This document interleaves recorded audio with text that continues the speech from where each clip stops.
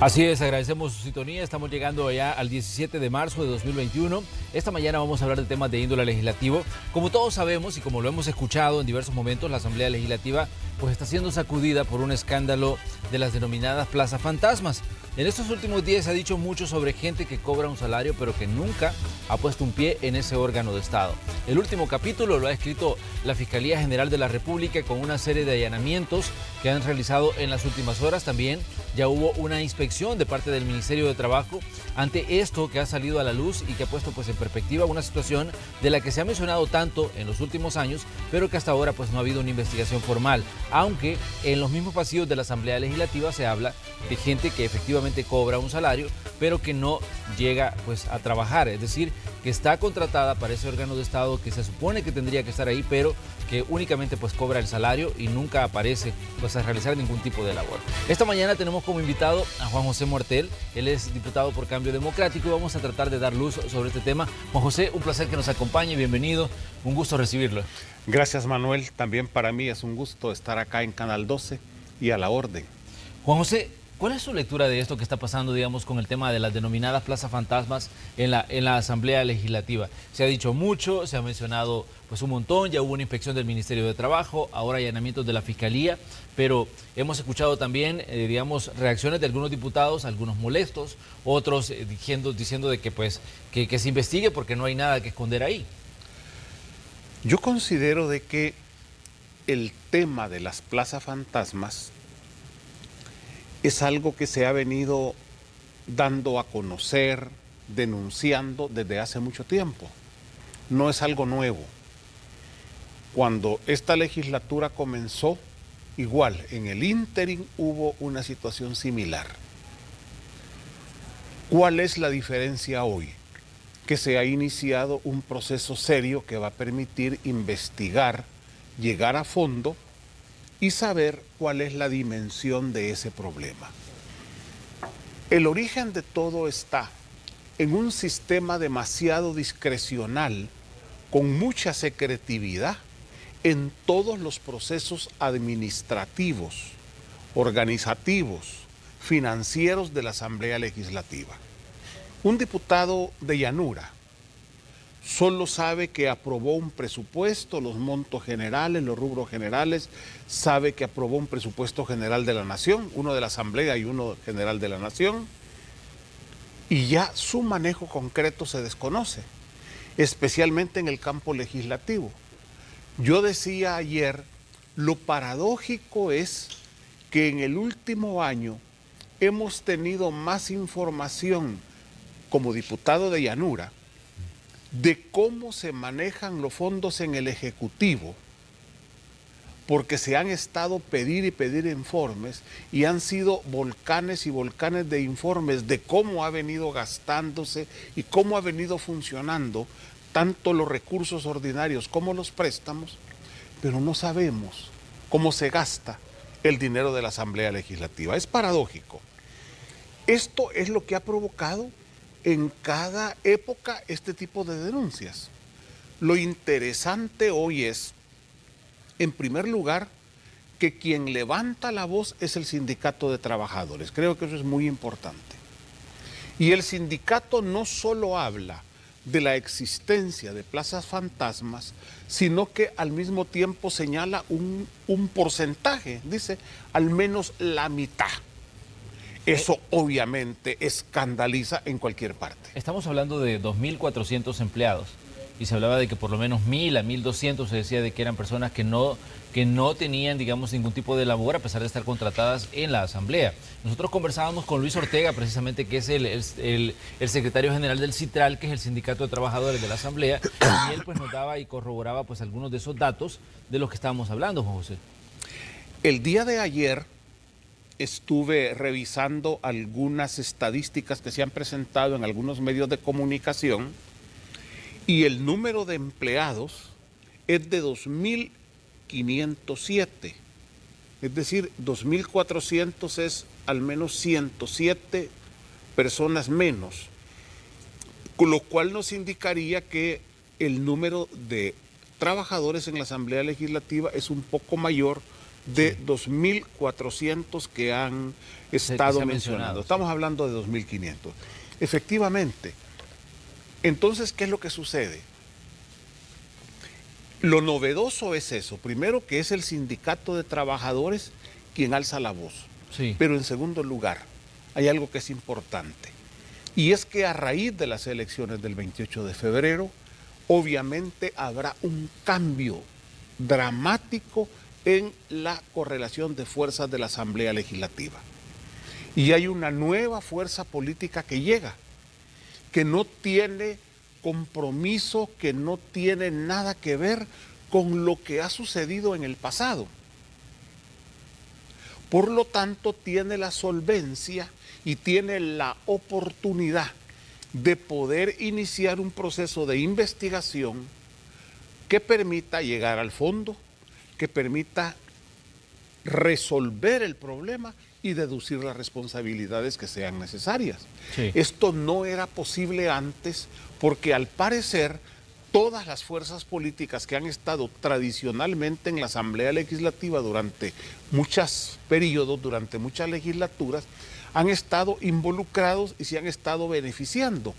Entonces se daba una situación como de que se tenían la cola pateada. Es decir, si tú denuncias a lo que yo estoy haciendo, yo denuncio lo que tú estás haciendo.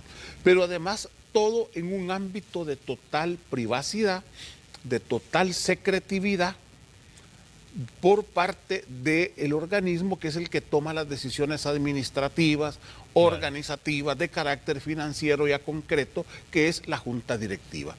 Todo este esquema es lo que ha provocado una situación que no viene de ayer, que al parecer tiene ya bastante tiempo.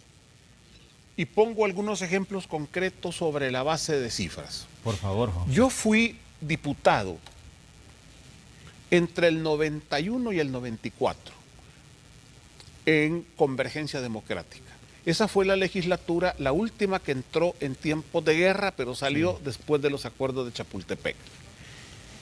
En esa época, yo calculo que no habían ni 350 empleados en la Asamblea Legislativa.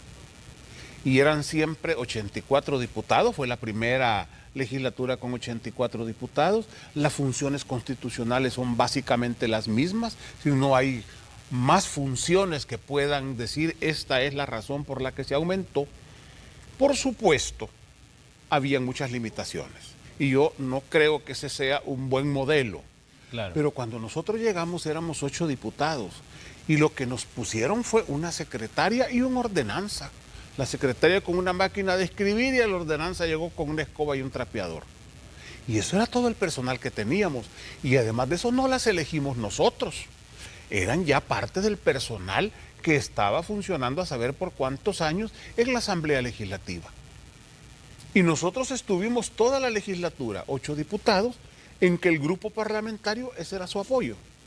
Por supuesto generaba grandes dificultades, hacían falta asesores, hacía falta gente que técnicamente nos apoyara, andábamos buscando amigos, gente que en lo individual nos pudiera echar el hombro, era una situación compleja que yo no creo que se deba devolver, pero tampoco el extremo. Pongamos que habían 350 empleados, esto puede ser más o menos cuando salimos en el 94. ¿Qué nos pasa unos años después? Ya en los datos estadísticos que tengo acá, en 1999 el número había subido a 456 empleados en la Asamblea Legislativa. Y de ahí comenzó a subir y subir hasta que en el 2012 tuvimos 1.551 y en el 2013 cayó a 946. 2013 cae a 943 empleados. Pero de ahí comienza una escalada ascendente de 943 a 1467, 1770 y comienza a subir año con año a partir de 2013 hasta llegar a la cifra que ahora tenemos acá, que es 2.507 empleados. Y yo me pregunto, ¿qué justifica este crecimiento? las funciones son las mismas, Claro. constitucionalmente. Pero bueno, algunos legisladores decían, miren, que se tenía que modernizar la Asamblea Legislativa, ofrecer nuevos servicios, se abrieron las departamentales, se crearon incluso espacios en sus propios medios de comunicaciones y esto llevó a que el número de empleados creciera. Pero estamos hablando de 2.507 personas al servicio de 84 diputados. Sabemos que hay una cantidad importante de gente que es personal de base, pero también, o sea, ¿dónde está el resto de gente, no? Porque esa es una de las interrogantes. ¿Cuál es la función que tiene cada uno de esos 2.507 personas dentro de un órgano de Estado como la Asamblea Legislativa? Es la interrogante que nos hacemos como ciudadanos. Obviamente nosotros estamos desde fuera viendo el funcionamiento de un órgano de Estado, como es en este caso la Asamblea. Sí, efectivamente. La Asamblea creció en algunas áreas, de las cuales yo considero que algunas eran necesarias. Que la Asamblea Legislativa contara con sus propios medios de comunicación, su estación de radio, su estación de televisión, creo que ha sido positivo.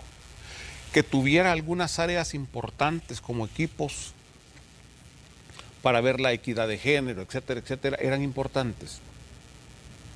Pero no se puede justificar el tamaño. Por otro lado, el otro problema es las condiciones de trabajo que habían en la Asamblea Legislativa. Cuando yo llegué, y ustedes deben de tener en sus archivos algunos videos, a mí me dieron un cubículo de 2 metros por 2 metros, algo así, 2 metros por 2 metros y medio. Ese era todo el espacio que tenía para poder trabajar.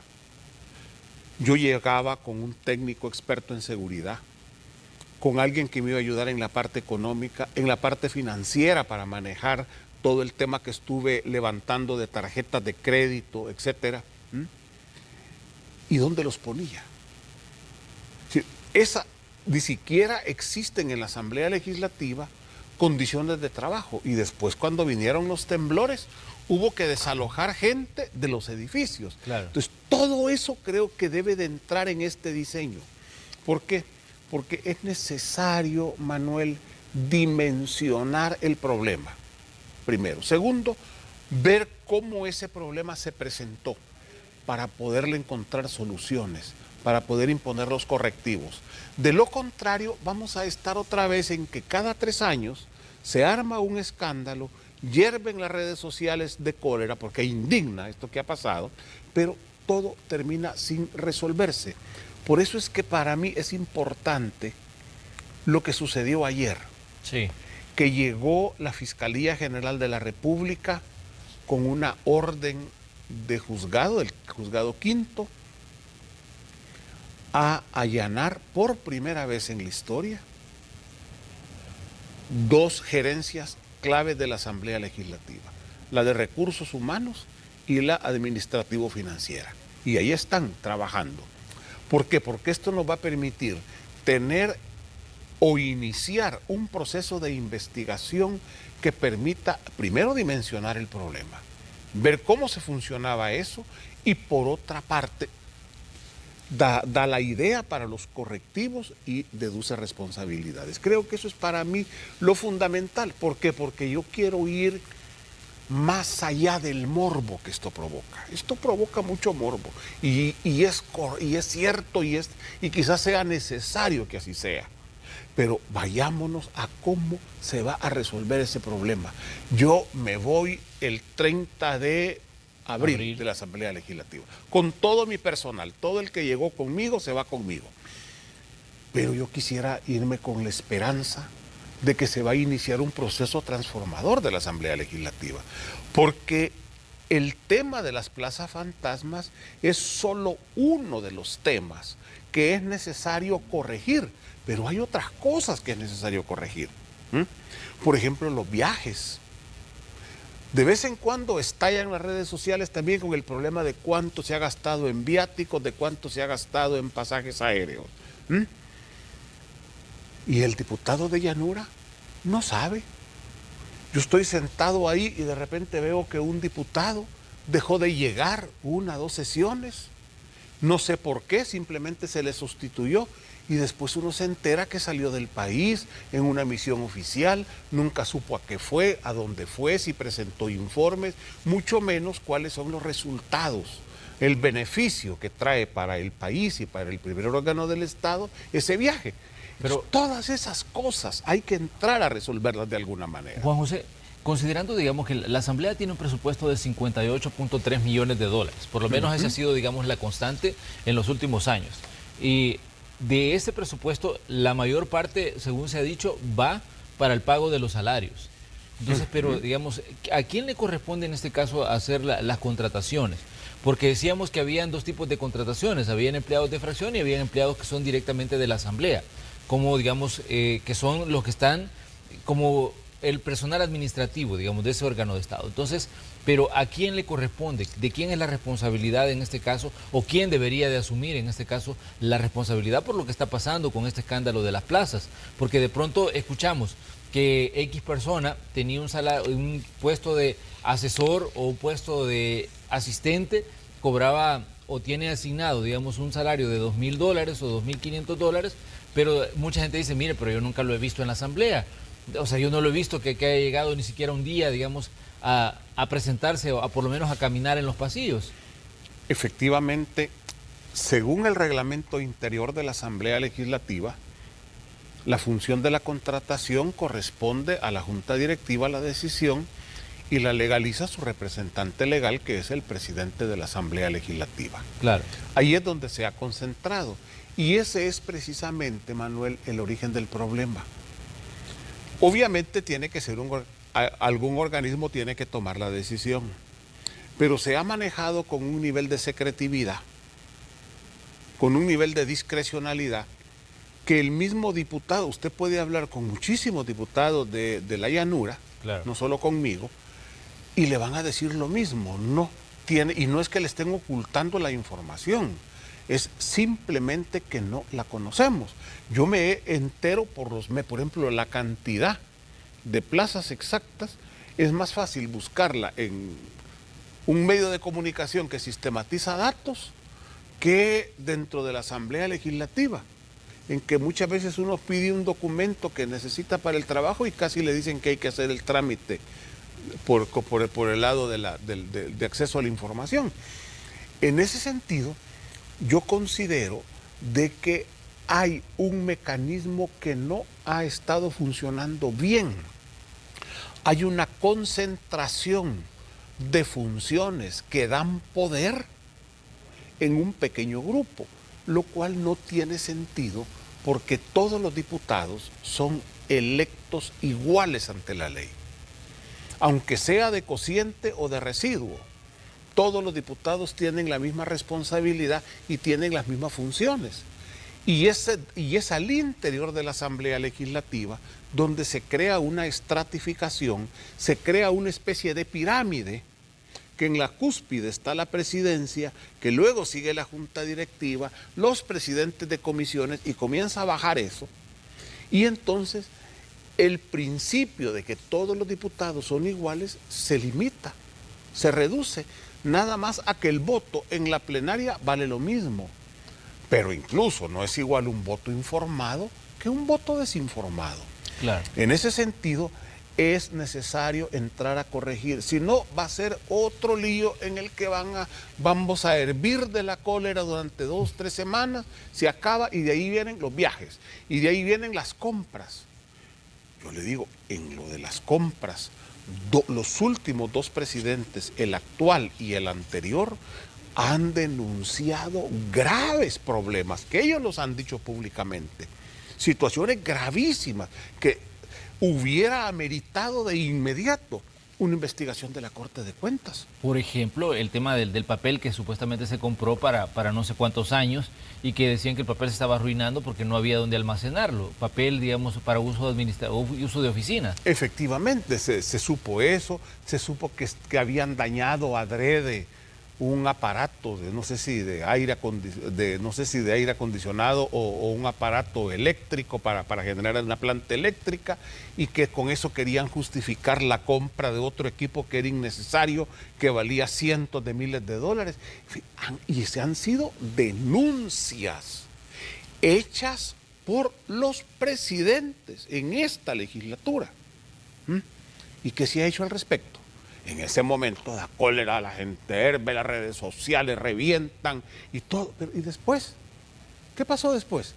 Entonces yo me pregunto, este tema del que nadie quiere hablar ahorita, del que cuesta conseguir que alguien haga un enfoque sobre el tema y está hirviendo todo el mundo, y dentro de 2 meses, ¿cómo podemos iniciar? Para mí, hoy tenemos la gran oportunidad de iniciar un proceso de reforma del primer órgano del Estado. Pero lo que hemos visto, Juan José, son reacciones incluso hasta de molestia de algunos diputados, diciendo, miren, si ustedes creen que hay algo anormal, decía, vayan y pidan en el Recursos Humanos el listado de trabajadores y ahí les van a decir, ustedes van a saber, decía, cuántos son y qué es lo que hacen. Porque cuando se les preguntaba ayer y en estos últimos días a muchos legisladores decían que pues que no querían y que no sabían y que no como dando a entender que no tenían por qué estar dando explicaciones del personal que está contratado en la Asamblea. Esa fue la reacción. Entonces vemos todo lo contrario de lo que usted nos dice en el sentido de transparentar, digamos, la función, en este caso, en un órgano de Estado como la Asamblea. Efectivamente. Si ustedes le han preguntado a un diputado de Llanura, yo lo único que le creo es que no sabía. Y a media, ¿verdad? Porque algunas veces dentro de las fracciones, una cosa es yo solo, aislado, porque soy el único, ¿verdad? Pero otra cosa es los demás, pero vaya, se la valgo, pero no se la valgo el que diga que no se debe de investigar. Es precisamente parte de los logros que hemos obtenido en la democracia en este país, es que ahora hay responsabilidad y hay obligación de informar. En el pasado, yo recuerdo durante los gobiernos de Arena, todo era más transparente que la horchata. Y no había información. Eran cuartos oscuros donde se tomaban las decisiones sin que la gente supiera. Esos cuartos, poco a poco, las paredes se volvieron transparentes. Y habían ya micrófonos y la gente comenzó a escuchar. Y eso ayuda a la democracia. Ahora, hay todavía muchos que vienen de esa cultura que comenzó hace muchos, que es ancestral, pero que ya a partir de hace una década o un poco más, comenzaron por primera vez las leyes de transparencia. Tuvo que salir el gobierno de Arena para que empezaran las leyes de transparencia. Tuvo que llegar otro partido al que le impusieron la transparencia porque la pedía cuando estaba en el gobierno, pero cuando estaba en la oposición, pero después ya no le gustó cuando estaba en el gobierno, para que se impusiera la transparencia. Esas reacciones son lógicas, pero no son valederas. Por lo tanto, más allá de esa reacción, tenemos que crear mecanismos de control ciudadano, de transparencia y de medición. Porque yo me pregunto, ¿y cuál es la calidad del producto que brinda la Asamblea Legislativa al pueblo salvadoreño? Precisamente por la mala calidad del esfuerzo que se desarrolla, es que la Asamblea Legislativa también tiene poca credibilidad. Yo estoy de acuerdo en que hayan buenos técnicos. Yo estoy de acuerdo en que cada fracción tenga técnicos capaces.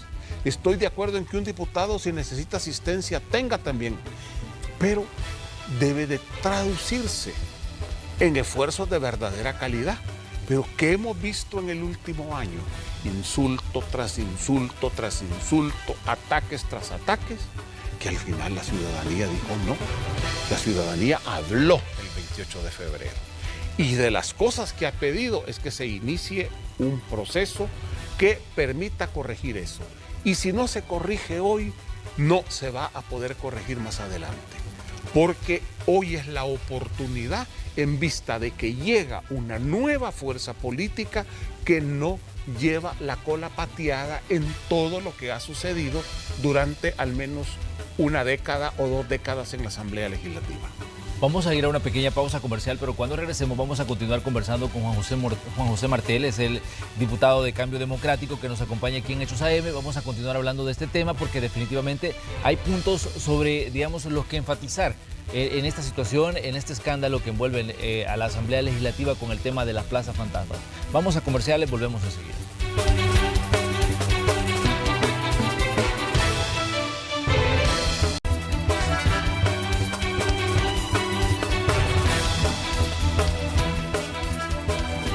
Esta mañana estamos conversando aquí en Hechos AM con Juan José Martel, diputado por Cambio Democrático, y estamos hablando de este tema que nos ha tenido atentos a todos en estos últimos días, y es la situación de las plazas en la Asamblea Legislativa. Se ha dicho que hay mucha gente que cobra un salario pero que nunca se ha presentado a trabajar en ese órgano de Estado, y se les ha denominado las plazas fantasmas. Mucha gente ha dicho que son más de 1000 en ese órgano de Estado, que tiene 2507 empleados, según el dato que estábamos analizando esta mañana con nuestro invitado Juan José Martel.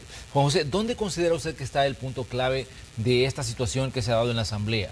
¿Por qué de pronto salen, digamos, situaciones como, por ejemplo, que un solo diputado tiene 33 personas a su orden, o que tiene X cantidad de gente que supuestamente le asesora o que le atiende o que le ayuda, digamos, en la labor que hace como legislador? En este caso, digamos, y ahí partiendo de esto, pues comienza digamos, a crecer ese morbo del que estábamos hablando de la gente ante, digamos, la admiración, porque decían, ¿cómo puede alguien tener 80 personas a su cargo? O 30 personas que son supuestamente que están a la orden de él para ayudarlo y asistirle en la labor como legislador. Claro, es que es un problema que no surgió de la noche a la mañana. Claro. Ese caso de los 33 asesores no es nuevo. Se ha venido denunciando desde hace rato, lo mismo que digo. Claro. Tiene hace 3 años, creo que hace 6 años también se denunció. Y nuevamente hierve en las redes sociales. ¿Cómo es posible eso? En primer lugar, por la discrecionalidad con que todo se maneja.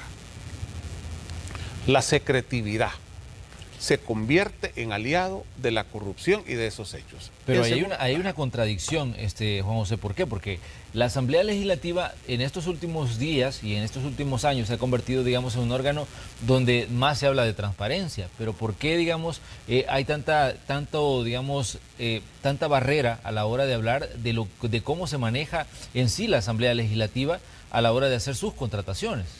No, yo diría que la Asamblea Legislativa es uno de los órganos que en su funcionamiento general es de los más transparentes. Claro. La prensa está en todas las comisiones, sí, camina por los pasillos, sí, puede filmar completa una plenaria, entrevista a los diputados a la entrada de las comisiones, a la salida, a la entrada de las plenarias, a la salida de las plenarias. Ese nivel de transparencia no existe en otros órganos del Estado, ¿ah? Pero existe siempre la cajita negra. Y en este caso, la cajita negra ha sido la Junta Directiva. Yo pregunto, ¿cuántas veces la prensa ha estado presente en una reunión de la Junta Directiva de la Asamblea, así como está presente en las reuniones de las demás comisiones, incluyendo la Comisión Política? Claro. Yo recuerdo una vez hubo una comisión de la que yo era parte y nosotros protestamos porque de repente habían cortado micrófonos. Era, creo, aquella comisión para ver la ley de reconciliación. Sí. Y de repente nos dimos cuenta que habían cortado los micrófonos y protestamos de inmediato. Y se armó un pequeño escándalo y esa situación ya no se repitió. Pero, y mi pregunta es, ¿y la Junta Directiva cuántas veces tuvo sesiones en las que fueran abiertas de cara a los medios de comunicación? Siempre, a pesar de que todo, hay una enorme transparencia que hay que reconocerle al primer órgano del Estado, que hay que estimular ese factor de manera positiva, pero también existía esa pequeña cajita negra, que es la que ha provocado toda esta situación. En ese sentido, los periodistas andaban de arriba para abajo, pero no tenían acceso al punto donde se estaban tomando las decisiones administrativas, organizativas, financieras del primer órgano del Estado. Porque también muchas veces eso no es noticia, hay que decirlo, pero también por otro lado había una intención de ocultar eso. Ahí está el problema. Y esas son todo lo que se vuelve oculto, se corre el riesgo hoy en estos tiempos modernos que se deforme y termina atentando contra la democracia. Pero Juan José, el tema de las plazas en las instituciones del Estado ha sido siempre un tema de mucha discusión.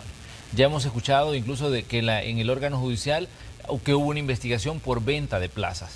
Esto es parte de, digamos, ha sido de las comidillas a nivel periodístico que han existido y que se han investigado en determinado momento. hemos escuchado también de otros lugares donde pues hay gente que está contratada pero que nunca se ha presentado a trabajar. ¿Considera usted que este puede ser el punto de partida para transparentar la función digamos, la función pública? Porque de pronto, digamos, todo esto son como pequeños detonantes que hay de situaciones que están ocurriendo y que lastimosamente pues el ciudadano se entera a través de los medios de comunicación o se entera a través de situaciones escandalosas como la que está viviendo en este momento la Asamblea, pero que realmente se debería, digamos, dar luz sobre toda la función, en este caso de la gente que trabaja y que devenga un salario que viene de los impuestos que pagan los ciudadanos. Yo esperaría que así fuera. Es que eso es lo ideal, que lo que está comenzando en la Asamblea Legislativa se haga bien, se corrija y no solo se quede ahí, porque el problema, hay mucha denuncia en distintos órganos del Estado. Ahí en el órgano judicial es donde ha sido por ratos como más escandaloso. Por otra parte también en el Ministerio Público. Ahí se ha sabido que muchas veces ocupaban los partidos políticos y esa era la intención de llevar en la Procuraduría, de llevar en la Fiscalía, de llevar en la Corte de Cuentas gente cercana a los partidos políticos o amiga de los partidos o miembro de los partidos, con el objeto también de ocupar esos espacios para llenar plaza. ¿Por qué? Porque el funcionamiento político en general del país se convirtió en una estructura clientelar, en que un montón de gente, usted va de candidato y de repente aparece gente que lo apoya y que anda entusiasmado con usted de arriba para abajo y usted contento que tiene apoyo, pero es gente que está esperando que cuando usted gane le consiga el puesto, le consiga la plaza en el lugar donde va a trabajar o con influencia en otro lado. Claro. Y no solo eso, hay momentos en que se enojan. A mí uno de los argumentos que me dieron cuando me dijeron usted ya no debe de ser candidato nuevamente es el hecho de que yo no había conseguido plazas territoriales para la gente de los municipios de San Salvador. Es que vos te olvidaste de los municipios de San Salvador. Ahí hay gente que está haciendo trabajo del partido y en ningún momento fuiste a darle plaza en la asamblea. Pagué el pato por tratar de hacer bien las cosas. Entonces, si no hay un cambio de cultura, si no se toman decisiones institucionales, esto no va a funcionar. Igual en el órgano judicial. ¿Por qué? Porque muchas veces la corrupción abarca todos los niveles. Uno puede ver casos de altos dirigentes históricos de partidos que de repente aparecen con una plaza de $3,000, $4,000, hasta de $4,000. Están plazas arriba de lo que gana un diputado. Pero también está en la parte de abajo las estructuras territoriales que están exigiendo. Y si nos vamos a las municipalidades, Manuel, vamos a encontrar problemas similares. Si vamos al Ministerio Público, vamos a encontrar problemas similares. Cuando yo llegué al Tribunal Supremo Electoral, en 1999, estaba la clave 1, la clave 2 y la clave 3 en los empleados. ¿Y qué es eso? La clave 1 es de tal partido, la clave 2 es de tal otro y la clave 3 es de tal otro. Entonces vamos a abrir la clave 4, dijeron, porque ya vos veniste y vos sos... Y yo les digo, permítame un momento. No se trata, porque al contrario, teníamos que entrar a una etapa de reducir el Tribunal Supremo Electoral porque íbamos a pasar en algún momento del carnet electoral que obligaba a tener una estructura nacional en todas las alcaldías al DUI, que fue un gran avance. Pero así ha funcionado el Estado. Entonces, de nada sirve que el morbo que estemos hirviendo si no encontramos soluciones. Pero también, Juan José, el problema es que se ha normalizado esto. El hecho de que, por ejemplo, todo el mundo sabe de que en la Asamblea hay mucha gente que está ahí porque está, digamos, cobrando el favor que hizo durante una campaña. Hay mucha gente que sabe de que, digamos, si tiene cuello en determinada institución, tiene un trabajo asegurado. Esto lastimosamente en El Salvador se ha normalizado. y es el Estado el que se ha convertido, digamos, en la fábrica de empleos que un partido pues ofrecía en determinado momento, y la Asamblea Legislativa pues es una maquinaria donde lastimosamente pues hemos visto cómo ha crecido el número de empleados, y usted nos presentaba las estadísticas y vemos cómo esa fábrica de empleos, ahí se ha producido mucho, ¿no?, en la Asamblea. Efectivamente, y yo voy más allá de si se ha normalizado, se ha vuelto una subcultura, Manuel. Más que una normalización, se convirtió en una subcultura, en una forma de hacer la política en este país, en que se hace a cambio del puesto, en que se hace a cambio de una posición en la Asamblea Legislativa o en cualquier otro órgano del Estado. Es que la Asamblea es un ejemplo nada más. ¿Cuánto tiene la Asamblea de presupuesto? 58.3 millones. La mayoría va para salarios, para empleo. Pero ¿cuánto tiene el órgano judicial? Tiene al menos, por constitución, el 6, como mínimo, el 6% del presupuesto nacional. ¿Ah? Y de repente se les inyectó, después de los acuerdos de Chapultepec, porque ahí empezó el problema del órgano judicial, en que por mejorar, para que hubiera justicia en el país, se necesita dinero para que se levanten los juzgados, que los jueces ganen bien. Y el acuerdo era de buena fe. Se le puso el 6% al órgano judicial para sacarlo del ostracismo en el que lo tenían. ¿Qué pasó? Sin transparencia, sin controles, se llenó de corrupción. Y ahora resulta que ahí, si se entrara a escarbar, yo creo que se hallarían cosas que se queda chiquito, se queda tibio lo que está pasando en la Asamblea Legislativa. Yo he oído decir, a mí no me consta, pero he oído decir de motoristas que están ganando $1,200, $1,300. ¿Ah? ¿Cuánto ganan los médicos? Preguntémosle a los médicos que han estado ahora en la primera línea en la pandemia. ¿Cuánto les pagan? Vea usted cuánto, un montón de gente, motoristas y todo. ¿Por qué? Porque el Estado lo pusieron boca arriba. Lo pusieron boca arriba o boca abajo. Entonces, el sistema piramidal funciona al revés.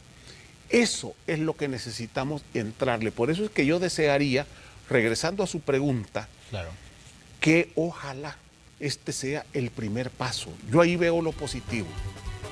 Yo lo veo más allá de que miren que dicen que don fulanito de tal, que no. No, yo creo que lo que tenemos es que entrar a resolver un problema endémico. Si no, nos vamos a quedar viendo la roncha que tenemos en la piel, pero no vamos a entrar a ver qué es lo que está ocasionando esa llaga que tenemos en la piel. Que es el cáncer que está abajo, Juan José, porque eso lastimosamente para el Estado se y vuelve ahí es un donde cáncer, hay que llegar. Y es un caso bastante y la grave. quimioterapia duele. La quimioterapia lo pone a uno en una situación terrible. ¿Ah? Pero es lo que cura el cáncer. Me pregunto, ya que usted puso ese ejemplo, ¿no será que necesitamos una quimioterapia que nos haga sentir que nos estamos muriendo, vomitamos, en fin, todo? ¿Ah? Pero al final quizás sea la forma de curar ese cáncer. Juan José, le queremos agradecer que nos haya visitado esta mañana aquí en Hechos AM. Gracias por estar aquí, gracias por acompañarnos y por darnos pues su opinión y su evaluación sobre este tema que nos interesa a todos los salvadoreños, el tema de las plazas en la Asamblea Legislativa. No hay duda, José, que esto va a continuar dando de qué hablar y que vamos a ver en qué concluye, si esa quimioterapia llega y definitivamente pues se comienza a solucionar este problema que, como decíamos, lo vemos como muy normal todos los ciudadanos y que lastimosamente se convierte en un problema serio que es una carga para el Estado. Entonces vamos a ver qué es lo que ocurre. Gracias por estar aquí, Juan José Martel.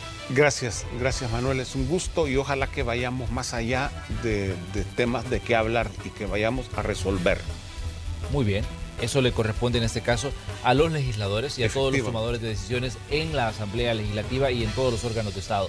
Vamos a la pausa, venimos enseguida con más aquí en Noticiero Hechos.